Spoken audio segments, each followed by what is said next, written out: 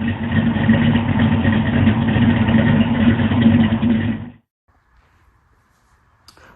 guys, it's Brent with Lykins Motorsports. This is our 511 cubic inch Ford FE engine using the FE power cylinder heads. If you've been following along, you'll know that we've got quite a bit done.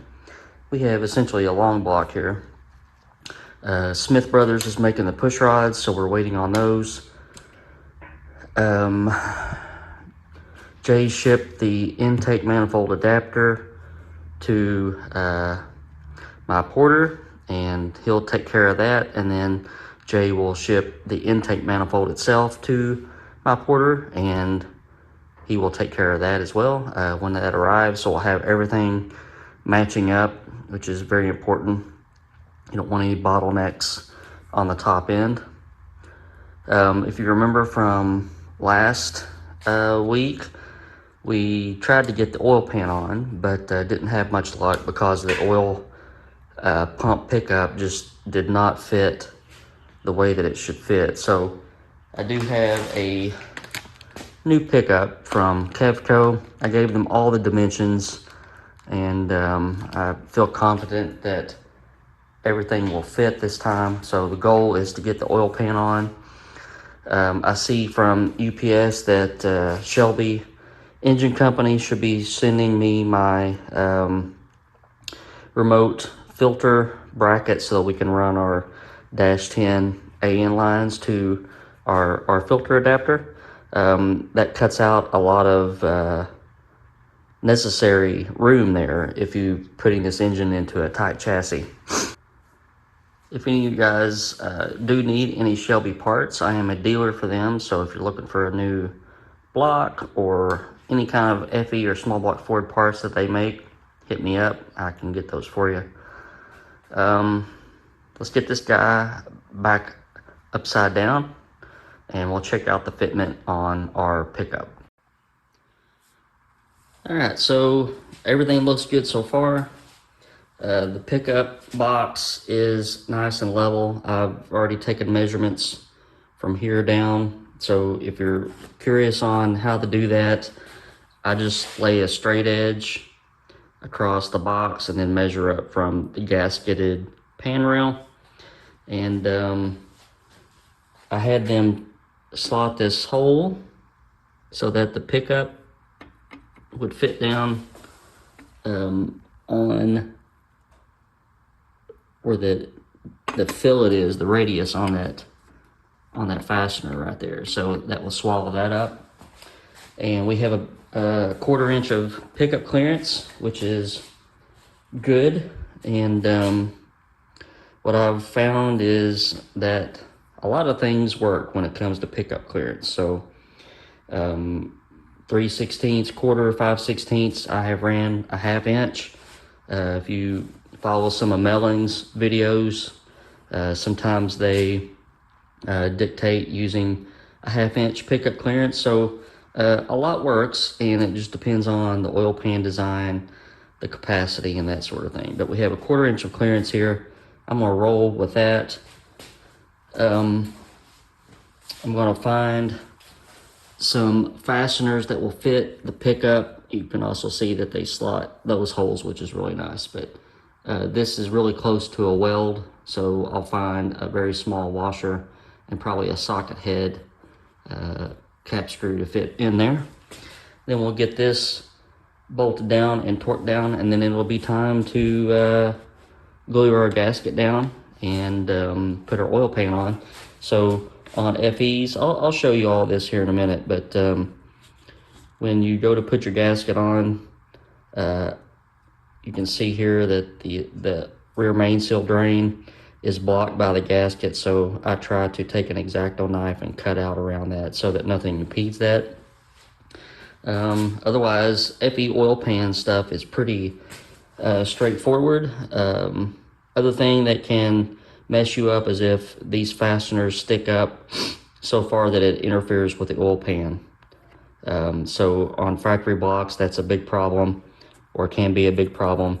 ARP makes fastener kits Even if you do these studded, they include bolts for the back, and it gives you some clearance. I've also, so the bolts that they use are flanged head, so you can actually get rid of the washer if you need to and torque those down, and everything is underneath the level of the oil pan. So just as with anything else with custom engine building, you just have to pay attention and just look over everything and make sure that you don't have any problems. Okay, our pickup is bolted on. You can see the gasket there. Used a socket head screw on the top with a little small OD washer that clears the weld, and then a regular hex head cap screw on the bottom. We've got adequate thread engagement. So here's the pickup stud. Remember, I had to cut that down. We're going to use a lock washer, and the stud comes with a flanged nut. So we'll put some Loctite on that and torque that down, and we should be ready to put our oil pan on. 40 pound-feet. All right, so we're checking out our gasket fitment, and I cut out around that rear main seal drain and around the bolts. Just don't like the gasket sticking up, and they set up just a little bit. It won't interfere with the oil pan fitting, but makes me feel good to know that the pan gasket sits flush everywhere. We're going to use our poison of choice, our Dow Corning 732 clear. So we'll put down just a really thin layer of that and get our gasket glued on, and then another layer of the sealant, and then put our oil pan on.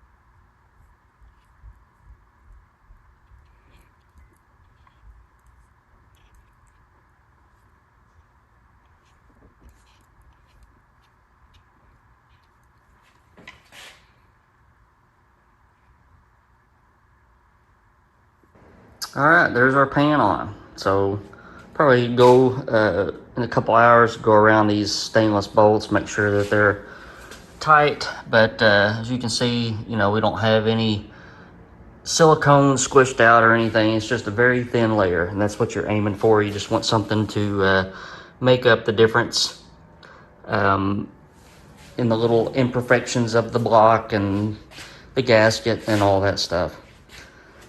So here's our front sump drain, that is tight. Rear sump drain is tight. There's your dipstick plug.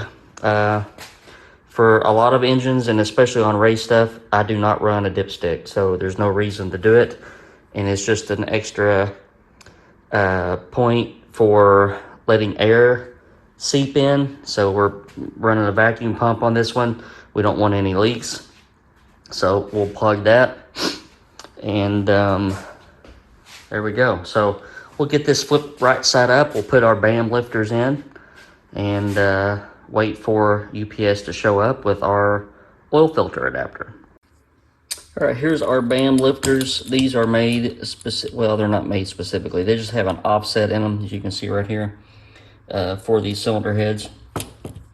These are offered at no additional cost, I don't think, from BAM. Before we get those in, you can see I've taken my Dremel with a little cutoff wheel and just made a scratch from one hole to the other, and literally that is all it takes, guys. This lifters will not pass oil until you do that, and if I can just barely feel that with my fingernail, it's good, and then it'll oil. So don't spend literally more than 45 seconds on this. If you're trying to put it up in a mill and get an end mill and cut this out, you're gonna make it to where you're passing too much oil. So you literally, I mean, just zip, zip, and just touch it from one hole to the other. All right, a lot of you have been asking where we are with JJ Jr., and here he is in all his glory. Got the Cavco dry sump oil pan on. Got some new polished cast aluminum valve covers. Everything else is exactly the way that it was. May have some new plug wires on there, I can't remember. But we're going to, whenever I get time and opportunity, dyno it with the dry sump just to see what the difference was on that. We'll pick one of our previous tests where we don't have 17 inches of carb spacer. We'll pick a good one with like a 2-inch spacer or something like that, and then compare the notes. So here's another update. If you're a follower of the community part of the channel, you'll see that I've put up several different polls just to get your guys' ideas on which direction we should go. I'm trying to run it democratically, and at the last time I checked, the last poll was to go ahead as planned and port the GT40P heads. That was one option. The second option was I ran into a couple of good deals on some aftermarket cast iron heads that would give us a factory appearance but would bump the performance up considerably. And then the last option was to purchase a set of CHI heads and intake. So the last time that I checked, you guys wanted me to do the aftermarket cast iron heads. So I went ahead and made that deal. Mr. Joe Crane, who I speak to often because I value his opinion and data that he's gained over the years, he had a set of ported dart, and since it's iron, it would have been an Iron Eagle head. So he had ported those. They currently sit at around 55 cc's if I remember right, and also around 300 CFM. So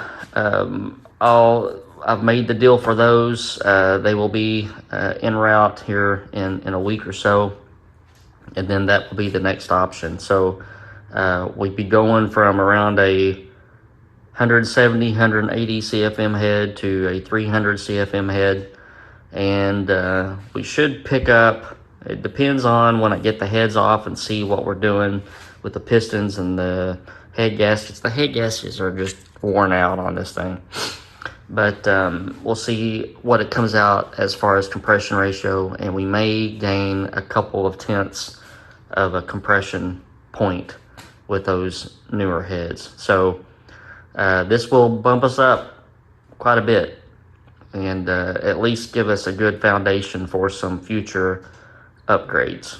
So that's where that stands.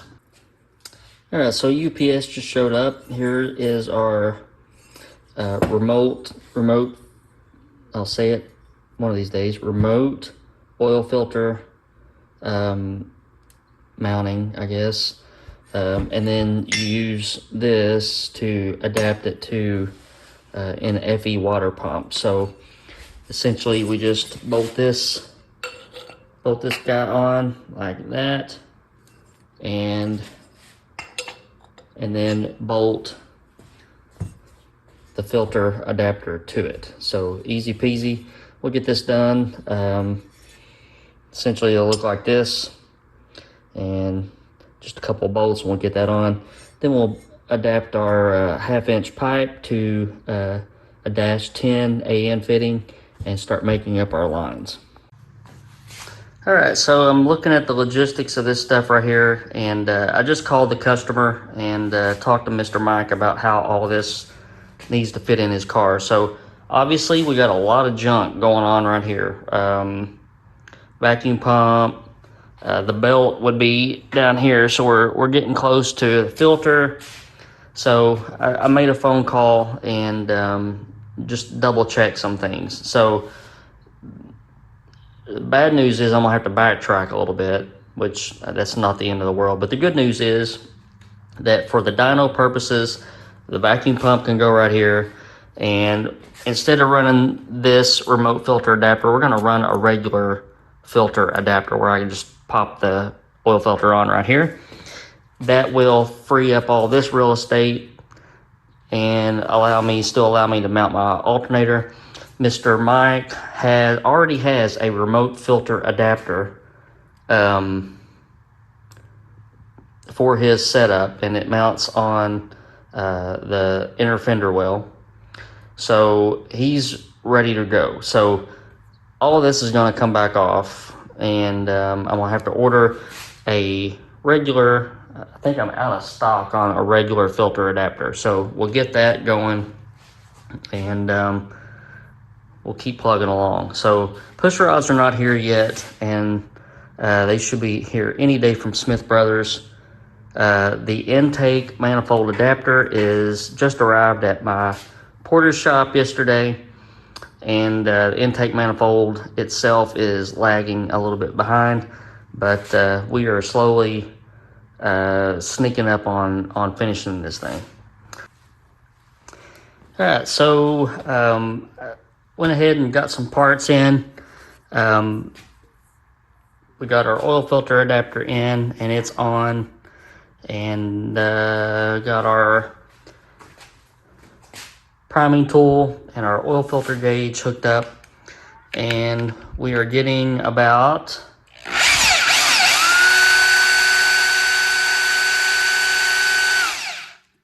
between 75 and 80 pounds with no push rods or anything in here. So the lifters are just bleeding out the top, and you lose a little bit of oil pressure there. So I wouldn't be surprised to see about 80 pounds out of this one, and that'll work just fine. Most importantly, I don't see anything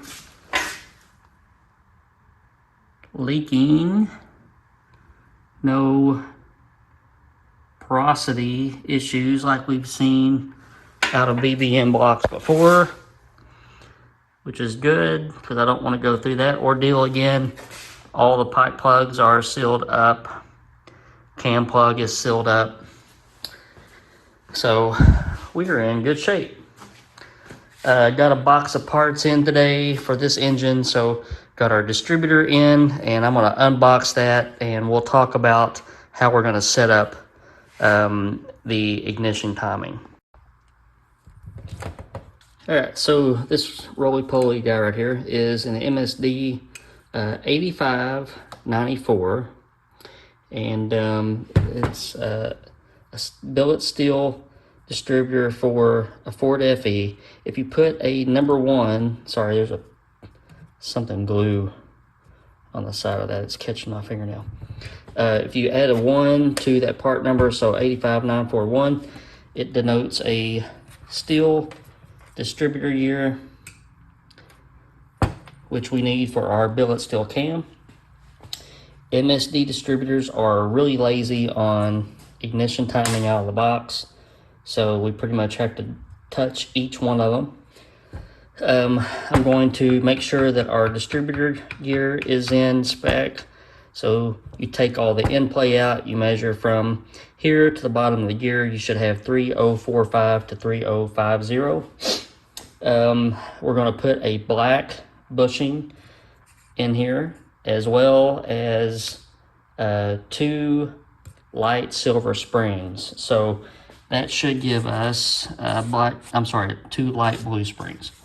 So a black bushing, you follow that over to the curve.